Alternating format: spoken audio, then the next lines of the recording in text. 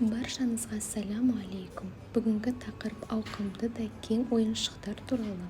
Сондықтан тек қана ата-аналар үшін емес, сонымен қатар сыйлық алғысы келетін туысқандар болса, жасөспірімдер болса өте пайдалы ақпарат. Біз өзімізге ең бірінші рет ойыншық алмастан бұрын мен заманауи педиатрлардың кеңестерін тыңдадым және соның бірін сіздерге көрсеткім келеді.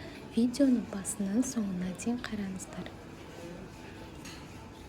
А еще хочу сказать очень важную информацию, что очень часто родители покупают детям игрушки не для детей, а для себя. Я думаю, что вы сейчас увидите в этом образе себя. Когда вам кажется, что теми игрушками, которые вы накупите в огромном количестве для своего ребенка, вы закроете вот эту потребность в любви.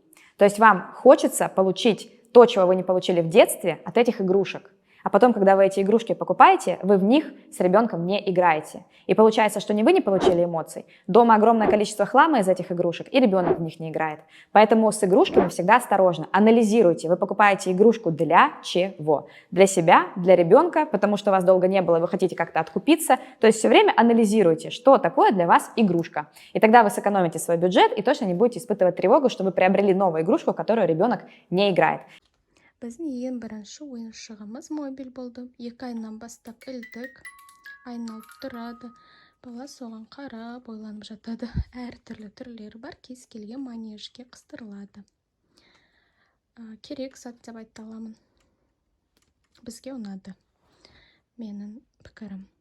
Сосын алдында сіздермен акваковрикқа байланысты бір лайфхакпен бөлісуге ұмытып кетіппін. Мынаның ішіне жылы су толтырсаңыз 40 градусқа дейін баланы ішімен жатқызып қойсаңыз, яғни 3 айынан бастап алыңыздар мынаны. Сосын антиколик белбеу сияқты күшті көмектеседі баланы тыныштандыру.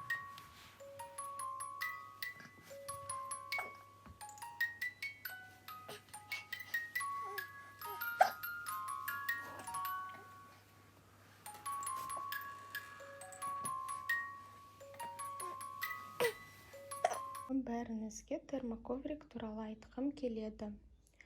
Термоковрик өте қажет және де пайдалы.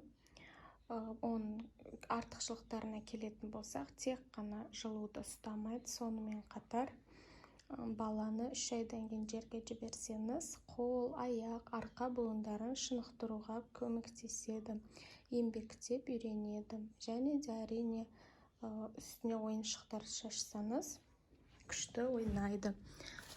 Мынаның размері 182 метр. Өте оңай жиналады, жайылады.